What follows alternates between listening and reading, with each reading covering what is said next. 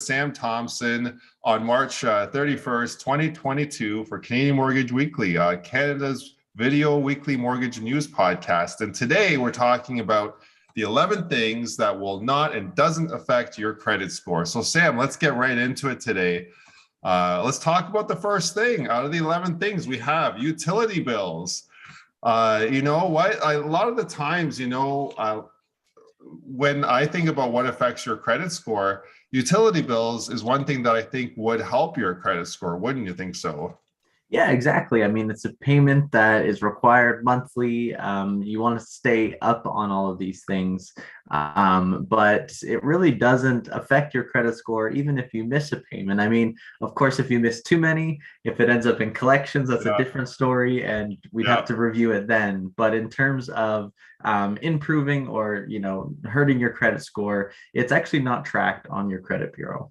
Yeah, not tracked at all. And that's really good to see because, I mean, you may have to pay a late fee or some interest charges, but, that one time you were late for missing your electric bill is not going to hurt you from getting that mortgage, at least, right? Mm-hmm. But the second thing out of the 11 things because we don't have all day to cover these items, but it's good to know them because you don't want to waste time on what's not going to affect your credit score, and that is property taxes. It's great to pay them on time. You avoid the late fees, but it's not really going to affect your credit score on a day-to-day basis. Yeah, exactly. I mean, like you're saying, besides that late fee and an interest charge, it's not going to show up on your credit bureau. So you're safe there. If you've maybe missed one, don't let it go too far. But yeah, it's not affected negatively. Yeah, definitely don't let it go too far because then the city can inform you that you're way behind on payments. And then at that point in time, they do send a registered mail to make sure that you are up to date on that. And, they can actually go ahead and sell your home as well if you miss your payments for too long. But, at least it's not going to affect your credit score. Yeah, that's right. Yeah. The third thing on our list of 11 things today on Canadian Mortgage Weekly, things that don't affect your credit score, and that is home insurance. And Sam, that's another thing that it's a surprising item that doesn't affect your credit score. Yeah, absolutely. I mean, they'll do a soft check when they're looking at, approving you for it. But again, if payments are on time, if they're late, none of that is tracked or registered on your credit bureau. So it's, again, not something that you have to worry about affecting your credit score. You bet. And same for car insurance as well. I mean, it is something that is tracked internally with, the insurance companies and your insurance rating, but it's not necessarily going to affect your credit score. So that's number 4. And number 3 is car insurance and home insurance. So another form of insurance, Sam, on number 5 that doesn't affect your credit score is life insurance. And, that's something that I've never seen report to our credit bureau. And I've never even seen report in a positive way, in a negative way, so that doesn't actually affect your credit score either. Yeah. And it looks like if you just, if you don't pay it, they'll just end up canceling your life insurance. So again, not a negative, but not necessarily the best scenario if it's a life insurance policy you've been paying into. Exactly. Definitely not the best scenario. We don't recommend lapsing on your life insurance policy. That's not what we're saying here. It's just, it's not going to affect your credit score exactly the way you may think it will. Another item, number 6 today, is rent. And that's a surprising item because a lot of people probably have thought, if I don't pay my rent on the 1st, it's going to report to my credit. But with a lot of landlords right now, a lot of them don't really can't afford the systems and the processes to report your score to a credit bureau on a monthly basis. There are some institutional landlords and landlords of the sort that do report your credit score, rent to your credit bureau. However, it's usually reported in the case where the landlord or property management company has damages and they've had to actually go through the tribunal to have that amount put on your credit bureau as a judgment, which in that would be put on your credit bureau. But in terms of a late payment of 1 or 2 days on your rent, it's probably not going to show up in your credit bureau. Yeah, exactly. That's a good point. And even looking just at purchasing power and liabilities. We don't even calculate rent in as a liability. It's important to note what your rent is, but it also doesn't hurt you from, your qualification for a home purchase either. Yes, that's right. So looking at number 7, we have age. So whether or not you're 30 or 40 or 50 years of age or 60, it doesn't really matter, right, Sam? That doesn't affect credit score either. I mean, we've seen a lot of,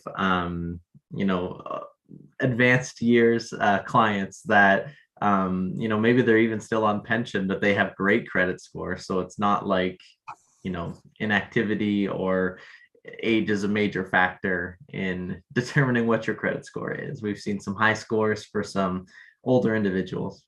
Yeah, we have, exactly. Some in the range of 800, 900, absolutely, right? So that's not going to affect your credit score. So if you are concerned that maybe you're too young or too old, but you have good established credit, you still probably have good credit. Looking into the 8th item today of items that don't affect your credit score, that, at one point or another, I believed every one of these items affected my credit score. But number 8 is interest rate. So the current interest rate you have on your products, car loans, mortgage products, or lines of credit, that's not going to affect your credit score going forward. Yeah, exactly. I think there's maybe a bit of confusion about this one because typically the better the rate that you have indicates, a stronger score. So in the initial factor to qualify for the rate, it might be important to have a good score. But once you have the rate, from that point forward, it doesn't really affect, whether your score is going to be impacted positively or negatively. Yeah, exactly, Sam. So great points there. Number 9 items so far is alimony and child support. So if you are in the fortunate situation that you need to pay or receive child support or alimony, then it's not going to affect your credit score whether or not that's paid on time. Or if you're paying early, it's not going to show up as a positive to your score. The times when it does, though, show on your credit bureau is, when the Family Responsibility Office gets involved with the government because some paperwork has been filed that you've been late for such an amount of time. So in that case, it does get put on your credit bureau as a judgment. And Sam, as we've seen before, those judgments are taken pretty seriously by lenders. So, yes. Yeah, definitely don't want any judgments on your credit bureau at the time of, trying to secure a mortgage. Yeah, so don't recommend being late on your child support payments or alimony payments. Do make sure that you're on top of those, but know that if you are 1 day late or 2 days late or whatever that may be, it's not going to affect your credit score in a negative way. Net worth. So number 10. So having millions of dollars in the bank, is that going to make your credit score better? I don't think so, actually, because it's payment history and the amount you're borrowing. Having the net worth doesn't really affect credit score. And Sam, I've seen some folks that have had some seriously high net worth, and their payment history has been in the dumps, and their credit score has not been great. And I've also seen some folks that have had great credit score, but have not a penny to their name. So, it doesn't really affect your credit score. Yeah, exactly. I think it's another one of those things where people may have an assumption that because they have a high net worth, that kind of overflows into all of their financial, areas. But yeah, exactly. We've seen lots of clients that, have very high net worth, have lots of nice cars, lots of income savings, but if they're not keeping up with their payments and paying things on time, then they could still have a poor score. Exactly. So yeah, don't focus on your net worth solely. Make sure you focus on your repayments as well. And then number 11, the last item that we have today on Canadian Mortgage With It doesn't affect your credit score, and probably isn't the only item, Sam. It's just these are the main 11 items. Probably our viewers here are thinking, what, there's a 12th item, and writing in the comments right now what the 12th item is. which we encourage definitely. But number 11 is checking your own score. And I know, Sam, I've done this for myself. I don't know if you've done it for yourself, but just checking your own score is going to give you a lot of insight, but it's a soft check and it doesn't affect your score. Yeah, I mean, and it's a good way to stay on top of your credit. I mean, we're just capping off credit month with episode 70 here, and it's good to just know where your credit is at. So by making those self checks, the soft hits, it's a great way to know what your credit health is looking like, and if there's any room for improvement or ways that you can help increase your score. Exactly. Absolutely. Well, thanks, Sam, for going through that list with me today. The 11 things that don't affect your credit score, just going over them all together here with everyone.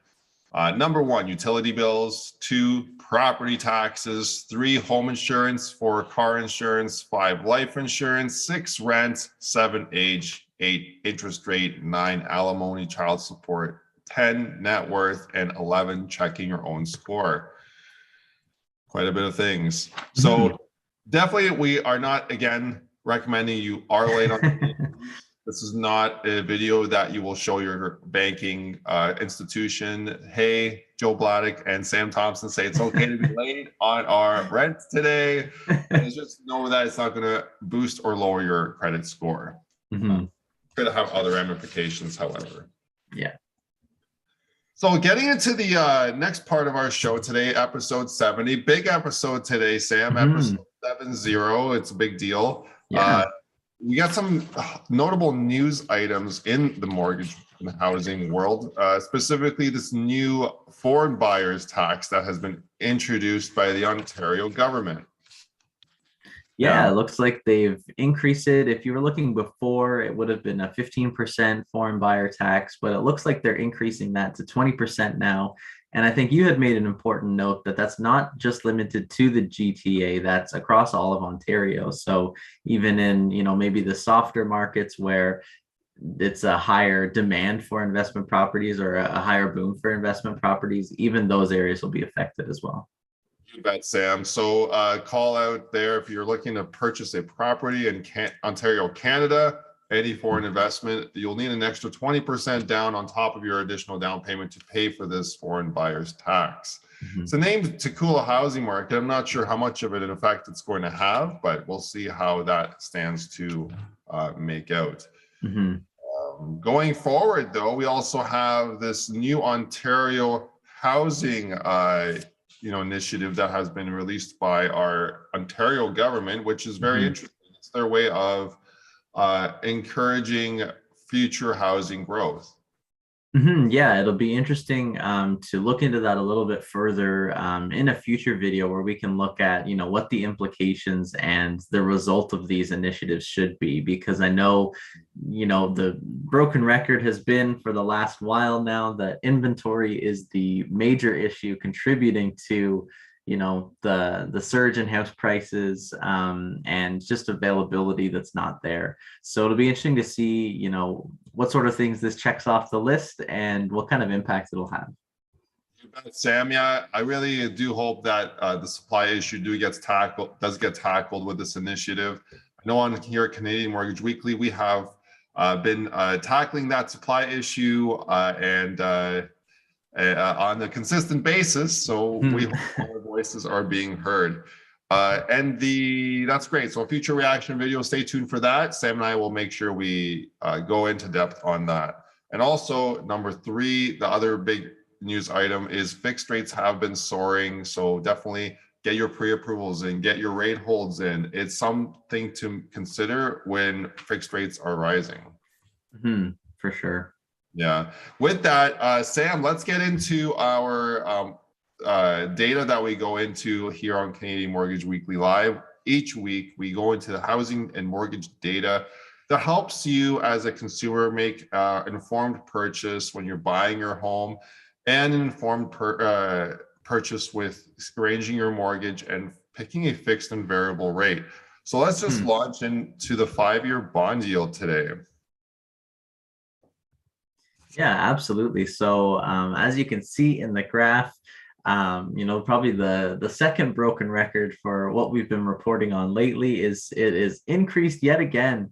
You can see that initial jump that we saw in March, where we, shattered the previous high of, what was it, about 1.8. We broke into 2%, and that felt, like quite a surge, but we haven't seen it stop there. We're, up closer to the 2.5% range, which has really, really pushed those 5-year fixed rates very, very high. I think we were chatting before today's video that, currently where the rates are sitting at, we haven't seen, rates this high for years. Definitely for years, Sam. Yeah, you're right. We have seen a jump here on the bond yield that has translated to higher fixed mortgage rates. So much, the rates have been coming in almost weekly, daily, hourly at times from lenders. We have had lenders,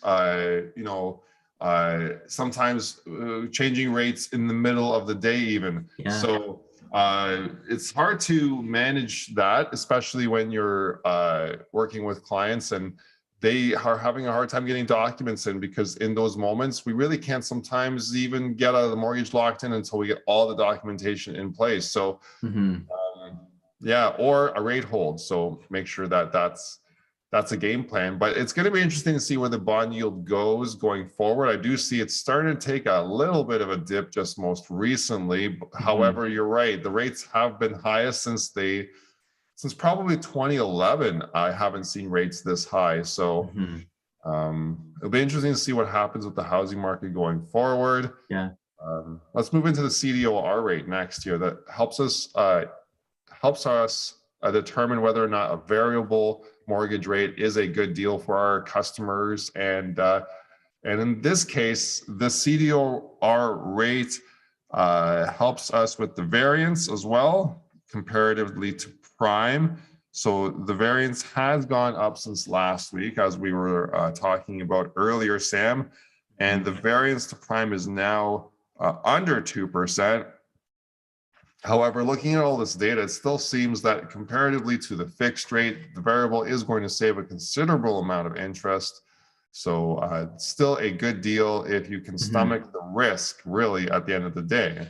Exactly. And I think that's kind of the position where a lot of home buyers are at the moment is, looking at where the variable is now, which is still considerably lower than today's 5-year fixed. But again, joining and signing up for a variable rate with at least an assumption or a strong feeling that the rates are going to be rising, even for the variable side. So it does look like it is a good option still, given the variance from prime. But again, it's a decision that is tightly linked with the Bank of Canada rate announcement, which is coming up in just a few weeks. Joe, we'll see if we'll see another overnight interest rate increase. They had jumped up on the last announcement by 0.25%, which was the first time, I think, since almost 3.5 years that they increased the rate. So join us. It's not next Wednesday, but the following one, and we're going to be there with our pre-rate show, going over some of the lead up to this rate announcement. Yeah, we'll have to make this a big pre-rate show this time around, and we'll have to time it a little bit, with the Bank of Canada rate announcement, so it comes out right on it. But we'll be looking forward to it. 13 days away. Stay tuned for that special episode. So that will be, let's see here. Today's the 31st, so we'll have episode 71, and then we'll have episode 72 for the pre-rate show. Yeah, that'll be a good one. And a lot of movement on the rate predictions, because some are predicting a double rate hike, 2-quarter rate hike. Some are predicting a single quarter rate hike, and some are predicting a no rate hike. And me having just renewed into a variable rate mortgage myself, I still think it's a worthwhile risk myself going into something like that, even if it's a double quarter rate hike, because going up 2 quarters is still going to put you lower than where the current fixed rates are. Yeah, that's right. Yeah. Anyway, call us, Sam or Joe or Terry at the office for more details about how variable and fixed can affect you that way. But the next item here, national house price average. I love this graph. It's a very happy graph. It's going in the right direction for anyone that does own a house. That's right. Yeah. If you own a house, you know, the last year and a bit has been an amazing time for you. Watching that, you know, equity in your home appreciate at very, very high and aggressive pacing. We had finished January last year up 21% year over year, just finished February up 20% year over year. As we're closing off March, I think we can likely expect the March statistics to come out in about 2 weeks or so. And we'll be able to track and see, you know, where the average house price can go from here. If it, you know, I don't imagine it'll get lower. I imagine it'll still increase, but we'll see if we maybe see a softening or if we hit a ceiling, because, you know, it seems like even when some people, you know, had predicted over COVID that the market was crashing or it was going to crash or we'd eventually hit a ceiling, it seems like that hasn't been true so far. So we'll have to see, you know, coming down the pipeline, where the house price is going to go from here, looking at March's statistics. Absolutely. Yeah, it's going to be an interesting next month. I know we've seen a lot more listings and we've had a lot of reports about, you know, prices changing a little bit in terms of where customers are expecting to sell their homes at. I've seen bidding wars turn into just really disappear altogether. And yeah, just because there's so many more listings available on the market, it's caused a little bit of a more selection, but also at the same time, as a home buyer, what I would probably do is, I saw at the time when I was buying a home, all these new listings come on the market, is I would take a step back and say, okay, all this new selection is popping up right now. Let's just wait another week. Let's just wait another week and just see what else comes on the market, because there's so many coming on the market. So, you know, as a home buyer, I could see myself doing that, and maybe there's a lot of people doing that. So it's going to be interesting to see what happens right now for the next few weeks. Yeah, that's a good point. Well, stay tuned on Canadian Mortgage Weekly Live, where we follow the statistic. And with that here, thanks Sam Thompson for all that great information. Sam Thompson, just to introduce him to all you viewers out there, is a mortgage professional in the Simcoe area, living in Barrie, Ontario, married, and also originally from Ottawa, Ontario. And Sam, always great to have you, part of the team now for over 2 years. You know, great to have your advice and also your contributions today. Yeah, thanks so much for having me. It was a great episode 70. We brought a lot of great information and covered off those metrics. And yeah, for anybody who doesn't know Joe by now, Joe is a mortgage broker living up in Aurelia, servicing all of Ontario, in the industry over 11 years, a little more than 2. So it brings a lot of information and insight to these videos. So thanks so much for being on, and I'm excited for next week's video. Yeah, next week's video is going to be a good one. Let's take a moment to talk about that. We've had a lot of excitement this first quarter of 2022. I'm sure that all the home buyers and folks that have been dealing with their mortgage process as well have had an interesting ride with the way the rates have been and just the housing market in general. So join Sam and I next week as we go through some of that in review, right, Sam? Yeah, it'll be good to cover off. You know, it's been a very busy 3 months. It's hard to believe we're already into April, but it's been flying, and there's definitely no shortage of news to chat about. And we also will have a special guest on to give us a bit of a market insight and some updates in, you know, where he thinks the market's going to be. So we'll be joined by Andrew, the realtor. So that'll be great to have him on as well, and, you know, get to hear what he's been seeing in his market. So yeah, he is a realtor down in the GTA, so he'll be a great perspective with the Toronto eye, what's happening down in the GTA, because usually it seems to radiate up into the Bay Area area from that. So yeah, so thanks for joining us today. Again, March 31st, 2022 for episode 70 of Canadian Mortgage Weekly Live, Canada's video mortgage weekly news podcast with Sam Thompson and Joe Bladek. And feel free to like, comment, share, follow, and leave a question or a comment below, or send us a private message if you have some mortgage questions for us. We'd love to chat, set up a time for a mortgage consultation on any platform, and we'll talk to you all soon.